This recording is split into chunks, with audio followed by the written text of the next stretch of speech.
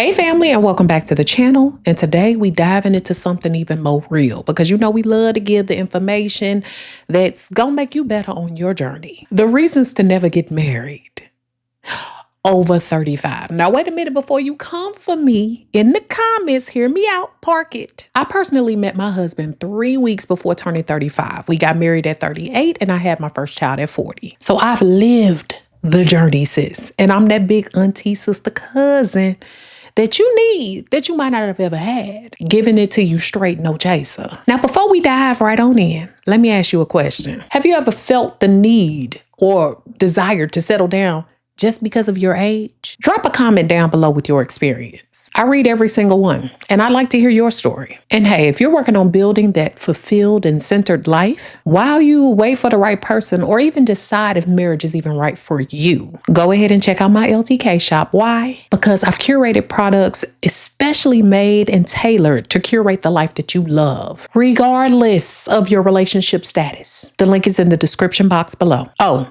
and one more thing before we start. All them people pressuring you to get married, I'm discovering a whole lot of interesting things about them. And I've been doing this for years. A few years ago at a family reunion, I had a person grilling me. Okay, we had a grill there with chicken and brisket on it. They was grilling me specifically about being single. When are you going to settle down? You're not getting any younger. The whole weekend, nonstop nosy comments. Later that night, this person's partner got drunk, y'all. No lie. And they started complaining about how miserable marriage was. Turns out the people who pressure you the most are the least happy in their own situations.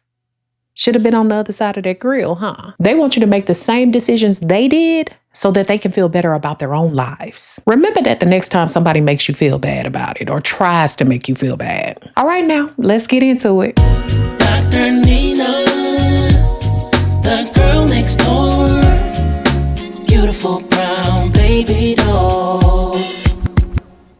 Reason number one is that desperation trap. Listen, when that biological clock starts ticking real loud, it's easy to start running to settle. I've seen it happen way too many times. Women who wouldn't even look twice at a certain man in their 20s are then looking at him past 35 like, he ain't so bad. I know someone smart, beautiful, successful. This woman had it all. It still does. But at 26, that loud panic set in. Suddenly, that man she had been on and off with for years that never prioritized her, who wasn't sure about marriage or kids, he became her last chance.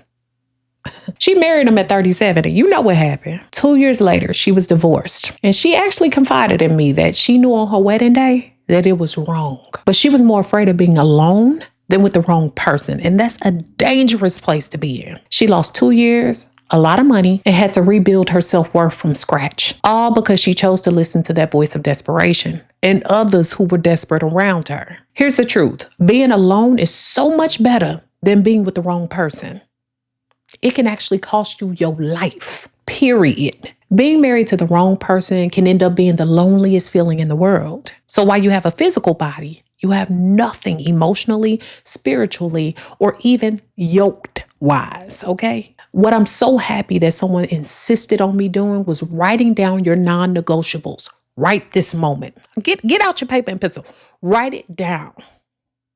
I don't care how crazy you think it sounds or what the red pill telling you you shouldn't have. Come. Like I said, come. You don't want to do this when you're already dating someone and making exceptions. I've made that mistake before. So then you're writing down things just not to hurt their feelings. It's so weird. Right now, and promise me something. Don't you dare compromise them. I did this and I read most of those things on our wedding day. My husband knew that I already had this list. He didn't pressure me about the list, and he knew that if he did not or didn't meet those things, that it was best that we weren't together. You don't threaten people with the list. You don't read the list to them. They will know sooner or later when you create distance that they wasn't adding up to that list, okay? It's okay to have it. Reason number two is society's timeline and not your own. The pressure is real. Family reunions, friend gatherings, they become interrogations. When you get married, don't you want kids? The clock is ticking. I wish somebody would create a clock. Maybe I need to do this. Create the clock called the biological clock and see if that thing might sell out because people stay talking about biological clocks. Branding is amazing. Hold on, y'all. So let's act this out for you, okay? Let's act it out. So you still single, huh? You know your cousin just got married and she younger than you. Yep.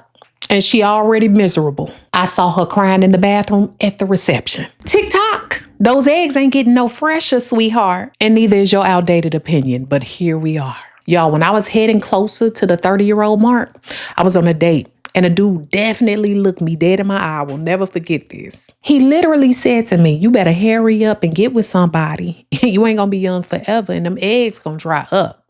Y'all, I promise you, I cannot make this up. I need to have a movie. What I already knew is he had the audacity. But I learned that other people's timelines are not yours. And sometimes people have ulterior motives. I knew I wasn't ready at 25. 30 or even 35. My husband will actually tell you all that I was even apprehensive in our dating scenario, which was actually very healthy. We got married at 38 because that was right for us. Build those boundaries. I want you to practice this saying, okay? I appreciate your concern, but I'm living on my lifetime line, not yours. And then actually walk away if you need to. No more discussions at all. That's it. Reason number 3 is the good enough syndrome. At 35, for some of us, there's a voice that whispers, maybe this is as good as it gets. Silence that voice. I dated a man closer to my mid-30s that I thought checked all the boxes at one point. Looking back, parts of him wasn't even that adequate. And at the time, me neither. I was just telling myself he was because I really didn't want to start over. Not that I was afraid, but comfort sets in. No passion, no deep connection, not even meeting those basic standards that I knew I deserved. But in some ways, I had convinced myself that maybe this is what I needed to accept at my age. Breaking up was terrifying, but it was the most confident I had been in a very long time. When I did it, it wasn't a big dramatic breakup. It wasn't no big dramatic blow up. I had come to the conclusion and I was very clear about my decision. And even though parts of that were terrifying, it made space for my husband to come into my life. Someone who was more than good enough. Reason number 4 is rushing the important steps. When you meet someone past the 35 plus era, and sometimes even before that, there's an unspoken pressure to fast track everything. Move in quickly, get engaged fast, even skip the dating phase. Don't do it. Don't do it. Now, for some people it works, but that is the minority. Take the same time that you would in your 20s to really get to know the person. You might not feel like you have as much time, but honey, it's better than a lifetime of pain. My husband and I dated for over 2 years before we ever moved in together. And that was because of COVID, okay? That was not something that we necessarily wanted to do and actually had plans to not to do that. But because he moved from out of state, we thought it was the best setup at the time. And then he proposed within about 5 months, and we spent about a year engaged. What I realized is we needed that time. The right person will wait while you build a proper foundation. If they're putting pressure on you, they might be a killer, okay? If they're putting pressure on you, they might be a scammer. If they're putting pressure on you, you might want to Google them and do your background checks and all of that. You need to do that anyway. Let's just throw all of that. Do a background check. Know about this person. Find out their history. And if you can get some references, get them, okay?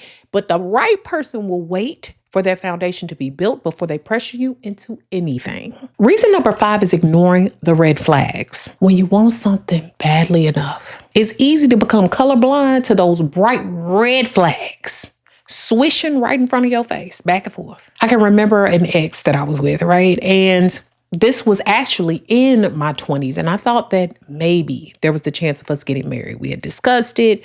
This is something we were into, but this person was never really there when I needed them. I mean, they always wanted me to show up. They always wanted certain things from me, but I noticed that there was a very selfish energy. And I'm not talking about the healthy selfishness, like I need to work out or I need to do things like that. I'm talking about really hard life changes and decisions. And I didn't feel like I was upheld to the same regard. Well, it turns out this person was cheating. Okay, so their energy was spread, number 1. Number 2, they really didn't understand how to, have deeper connections. This is also the same person who was cheating, got with somebody else, and then tried to get back with me. God bless her. Girl, I hope you okay. You okay over there? I hope you good. But basically, what I will say about that is it helped me to learn that you have to spot the little things. When people start to never want to show up when you need them, or there's always an excuse for why they can't come through. And maybe they are doing big things on the other end, because he would do big things for me. But it didn't erase the nagging of the smaller things that should come standard in any relationship. So what I wish I knew earlier there, those little things that are nagging you while you're dating, they become massive issues in marriage. That slightly controlling behavior, the occasional disrespect, those harmless lies, they don't disappear with a wedding ring. They grow. Ugly little flowers.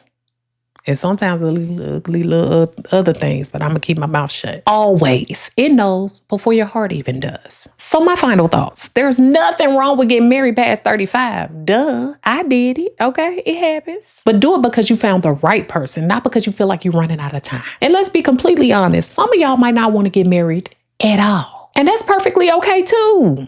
100%. Marriage is not the end all be all or the end goal for everyone. And your life can be completely fulfilled without a ring and a marriage. The life that you build for yourself while waiting or not waiting should be so rich, so complete, that a person comes in and only adds a cherry on top. So remember, never get desperate. Keep yourself involved. Do things you enjoy. Block out the noise of other people's opinions, but spend time with people who know best. When I wanted marriage, I talked to people that's been married for a long time and in healthy, committed relationships. And I also talk to people that's been divorced so I can know how to avoid that. And also build and maintain your boundaries. That is going to set the tone for the rest of your relationship. So the decisions that I made, marrying past 35, was exceptionally right for me. Drop a comment below if you needed to hear this today. And let me know what boundary you're going to set with those nosy relatives. Don't forget to like, subscribe, and hit that notification bell, boo. I'll be back next week with you for some more real talk. Love y'all. Peace.